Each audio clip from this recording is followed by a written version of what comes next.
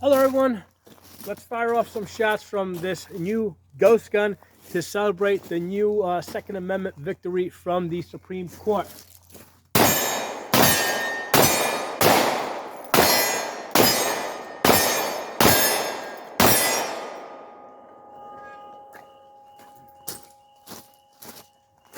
Great little gun over here.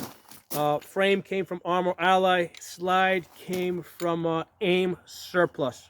The optic is obviously Holosun 507 ACSS. Let's talk about this. Let's talk about this Supreme Court victory that we have, thanks to the Trump judges. Okay, and that's what the focus of this video is. Trump gave us this victory indirectly by appointing the judges that he did, which he said he was going to do. He said he was going to appoint judges out of the Federalist Society, which is basically a bunch of constitutionalist textual judges. And the point of this video is really not to so much talk about the details of of this new decision. And I don't know all the details of this decision, other than to say that they've struck down the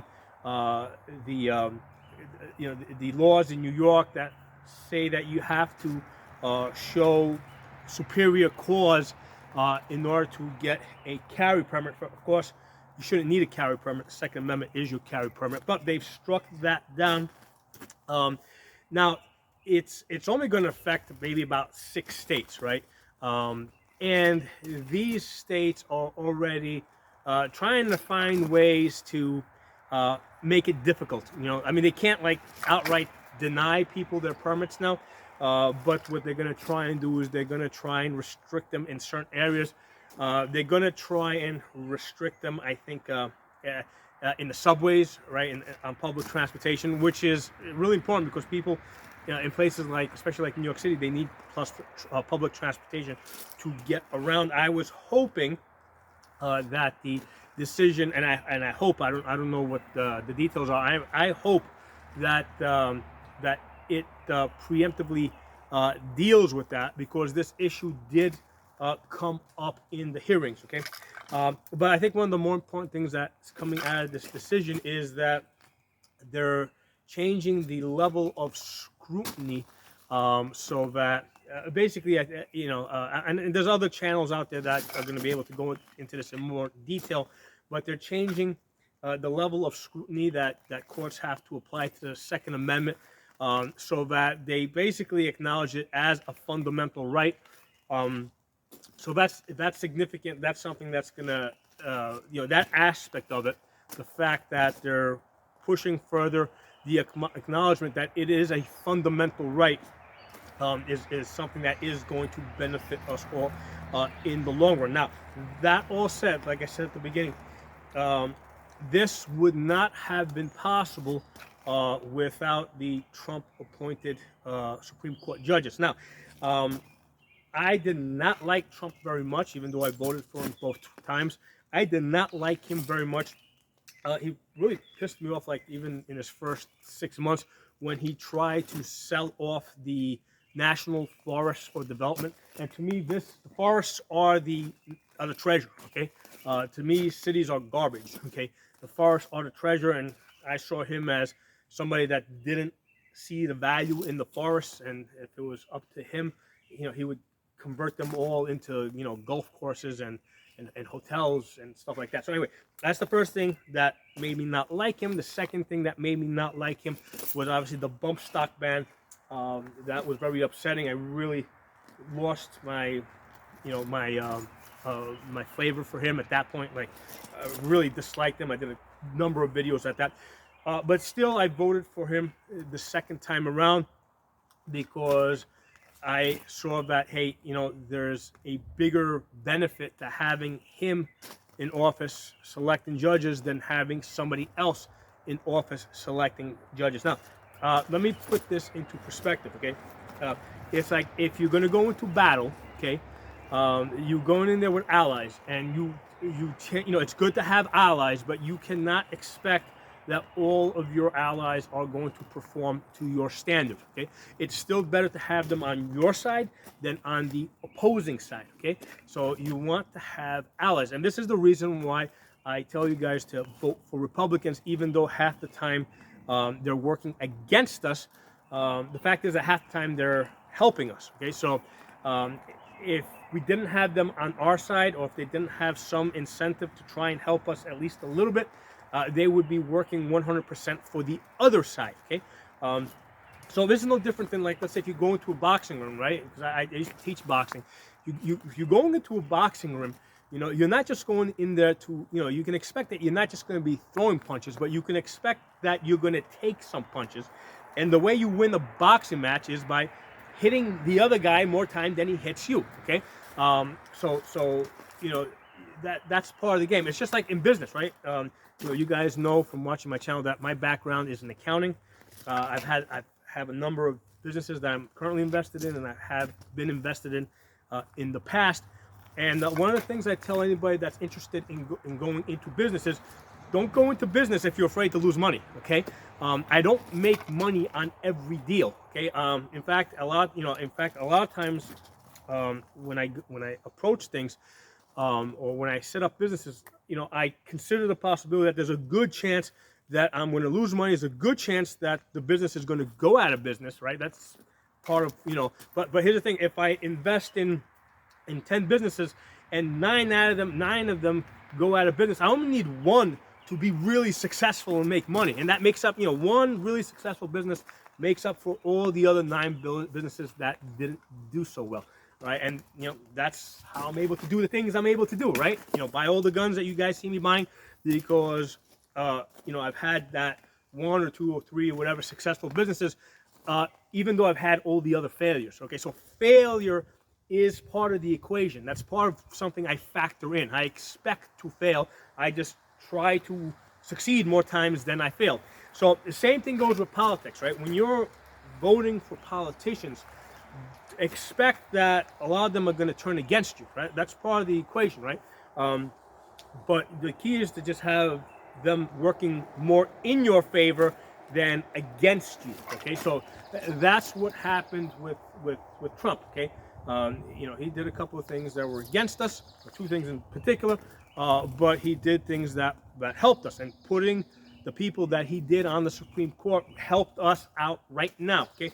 Now, let me go a step further and say this decision in New York, it's not going to immediately affect me here in Pennsylvania, right? Because I already got a carry permit. You know, this is a shall issue state. They cannot deny you a carry permit unless they have a reason, unless you basically have a conviction of some sort.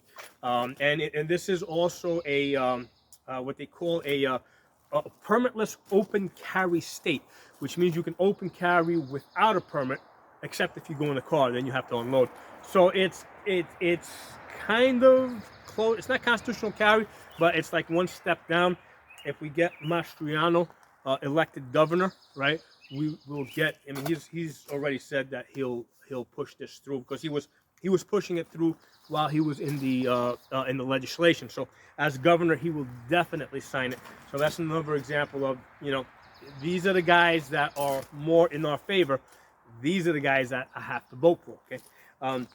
But the thing that's really going to help in New York, right, and because this is going to affect, I think, only 6 states, New York, California, Illinois among them, which are like major anti-gun states. And I can only speak of New York because I'm originally from New York.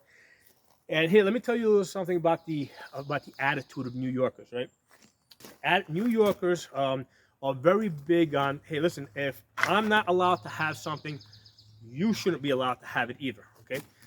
So you know, as a typical New Yorker would be like, since I'm not allowed to own and carry a gun, you over there shouldn't be allowed to own and carry either. However, when the Supreme Court comes out and says that you over there are now allowed to own a gun and carry it, right? Me over here, I'm like, wait a second.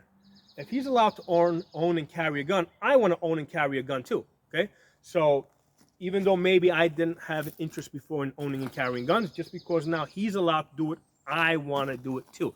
That's the attitude of the New Yorker. Okay, that's one thing I know in and out because I grew up there. Right, you guys can probably hear it in my voice.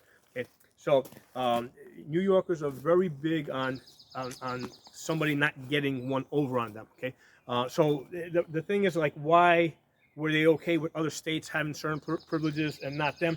Well, a lot of New York City people, they kind of live in a fishbowl, right? They don't get out of the city. So to them, New York City is the world, okay? So that's why it's now significant that there's going to be people in New York City, a greater number of people in New York City that are owning and carrying guns, because now other people in New York City are going to be like, wait a second, if they're going to be owning and carrying guns, I want to be owning and carrying guns now too. And that is going to grow the gun culture, and that's where the victory is. Our victory, right, is not so much in Supreme Court decisions and which politicians we elect and who's present. Our long-term victory is in expanding our gun culture and bringing more people to our side. This decision helps us get there. Okay, this decision is going to allow us to put more guns into the hands of New York City people. Okay, which now they're going to start thinking differently, right?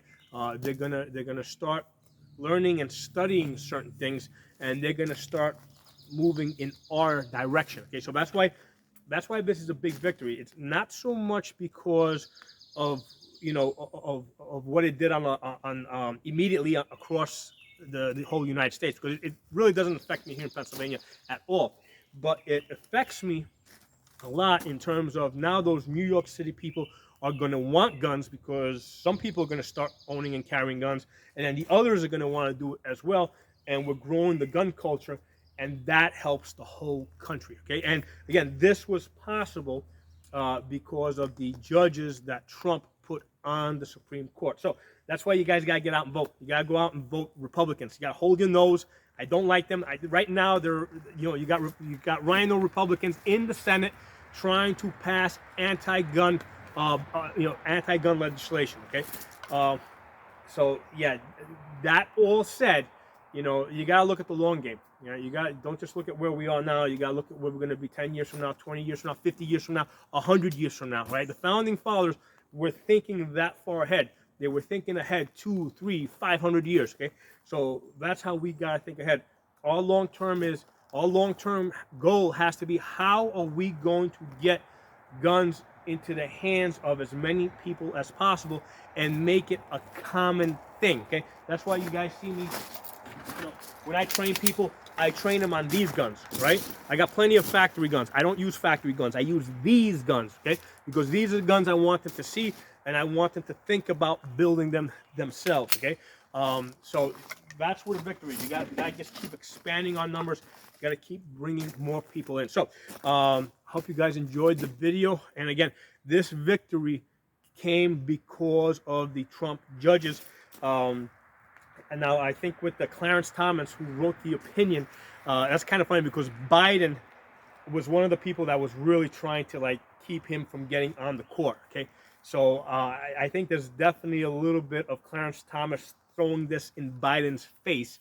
I think there's a little bit of this in there. Okay, and then there's the three judges that Trump gave us: Gorsuch, Kavanaugh, and Barrett.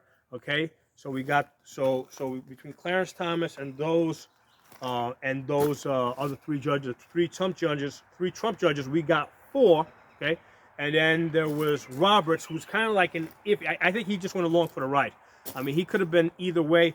I think he was just along for the ride, and the reason why they waited so long to take a case is because they had no idea which way Roberts was going to vote. And I think the other one is, I don't know offhand, but I think Alito is the other one that is pro-gun, and I don't know who put him in office, who appointed him. But I think Alito's the other one. If I'm wrong, just let me know. But I think he's the other one that comes to mind. So he would have been the sixth one in this 6-3 decision. So it does make a difference. Voting does make a difference. And like I said earlier, here's one of the things that my father told me many years ago. Right, and this was in reference to running a business, because we were running a business back then, and we had people at different companies. We had managers. We had a couple managers in there. Some of them weren't getting along. Some of them were better than others. Some of them weren't so good. But my father said to me, listen, you've got 5 fingers, right? Some are stronger, some are longer, some are thinner, so they can get into certain areas. So you got 5 fingers of different strengths and different sizes, but you need them all, right? Without all 5 fingers, your hand would not be as effective. So, so that's the thing with all these different politicians. You don't expect them to all run at the speed that you would like them to run, but if you've got them all on, some of them are going to come up short, but you're still moving forward in a given direction. Take what you can get. Okay. So thanks for watching. If you're not a member of the channel, subscribe on Odyssey, which is uncensored. I'm Pocono Tactical, and on Rumble, I'm Pocono Guns. Talk to you all soon.